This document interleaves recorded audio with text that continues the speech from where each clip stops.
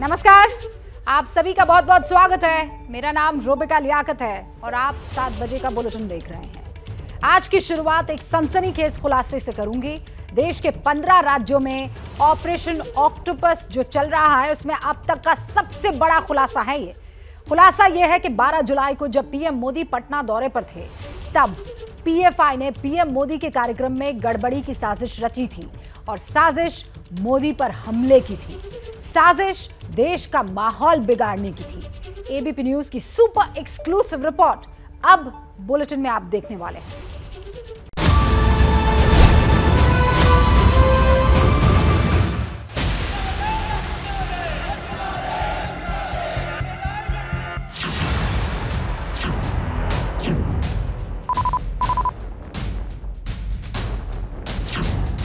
Operation octopus के तहत गुरुवार को देश के करीब 15 राज्यों में एनआईए और ईडी ने छापेमारी की।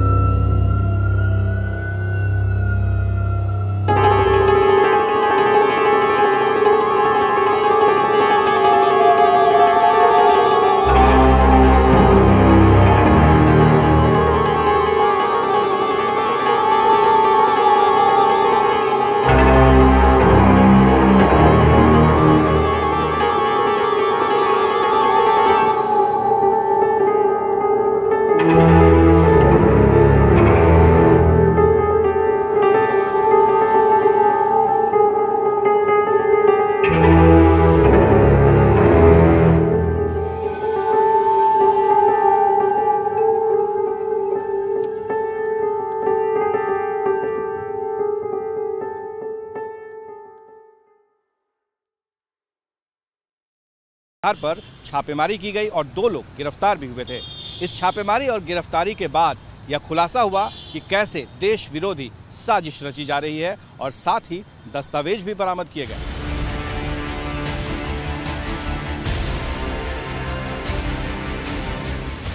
उस दिन पटना पुलिस ने जलालुद्दीन और अतहर परवेज नाम के 2 संदिग्धों को गिरफ्तार किया था और इनकी गिरफ्तारी ने ही पीएफआई के देश विरोधी मंसूबे के मॉड्यूल का खुलासा किया है। अंग्रेजी में लिखा ये वही दस्तावेज है जो पटना के फुलवारी में इनके घर से पुलिस ने बरामद किया था। बरामद दस्तावेज में 2047 तक भारत को इस्लामिक राष्ट्र बनाने का जिक्र था। 7 पन्नों का दस्तावेज अंग्रेजी में था जिस पर नॉट फॉर सर्कुलेशन लिखा हुआ है। इसके बाद पुलिस ने आरोपियों से पूछताछ की। आपकी टीवी स्क्रीन पर फुलवारी शरीफ मोहल्ले की यही वो बिल्डिंग है जिसमें देश विरोधी साजिश रचे जाने और पीएम के कार्यक्रम में गड़बड़ी करने का शक है।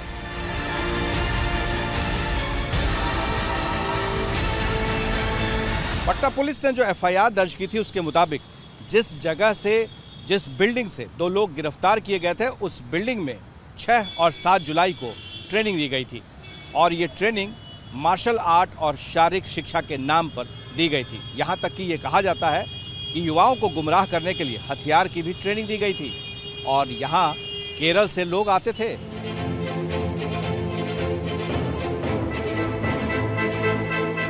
पटना पुलिस की एफआईआर में 26 सक्रिय लोगों के नामों का जिक्र है।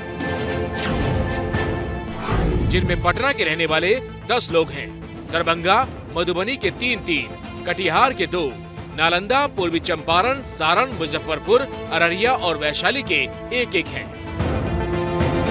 पुलिस पूछताछ में खुलासा हुआ था कि बिहार के 13 जिलों में पीएफआई के दफ्तर हैं, जहां संदिग्ध ट्रेनिंग दी जाती थी।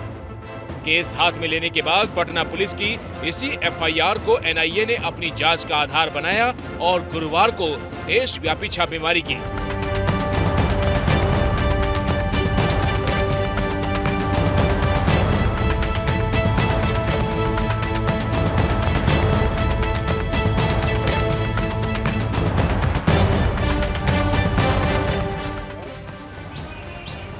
गुरुवार को एनआईए की टीम पूर्णिया में जिस पीएफआई के दफ्तर के अंदर छापेमारी के लिए गई थी, छापेमारी के बाद वहां एबीपी न्यूज की टीम पहुंची।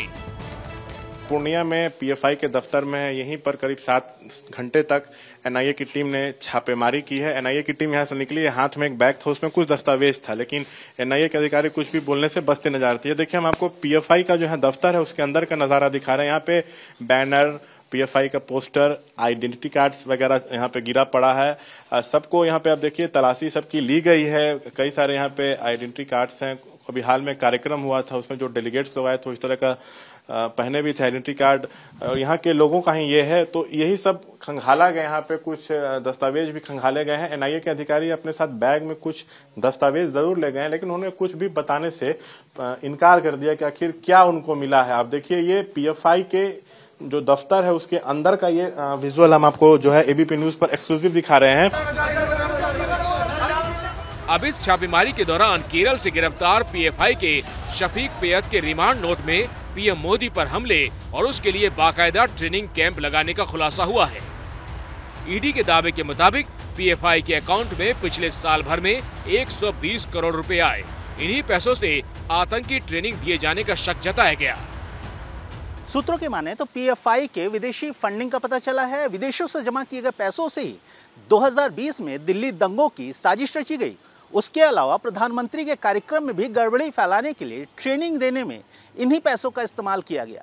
शफीक की पूछताछ से खुलासा हुआ है कि प्रधानमंत्री की पटना रैली में व्यापक पैमाने पर अव्यवस्था फैलाने की साजिश रची गई थी। मोदी पर हमले की साजिश की पूरी चेन को डिकोड कर लिया गया है और मतलब ये हुआ कि केरल में मोदी के खिलाफ साजिश रची गई, विदेशों से पैसे जुटाए गए, बिहार के अलग अलग इलाकों में ट्रेनिंग दी गई, पटना में साजिश को अंजाम देने की प्लानिंग थी।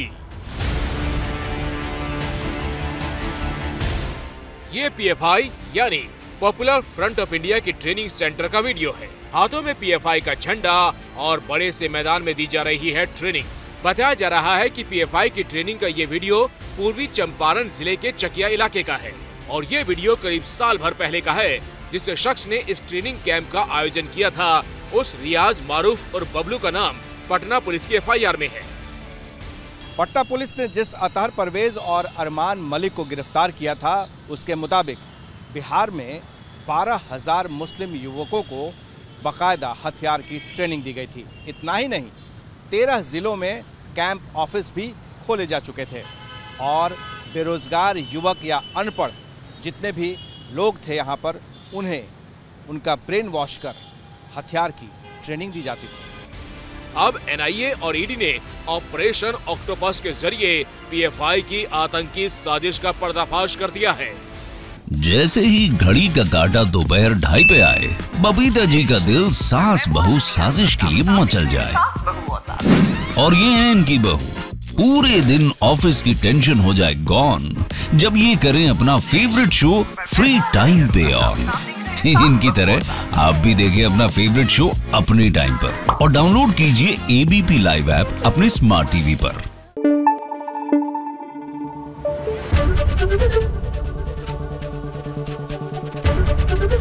एबीपी न्यूज आपको रखे आगे।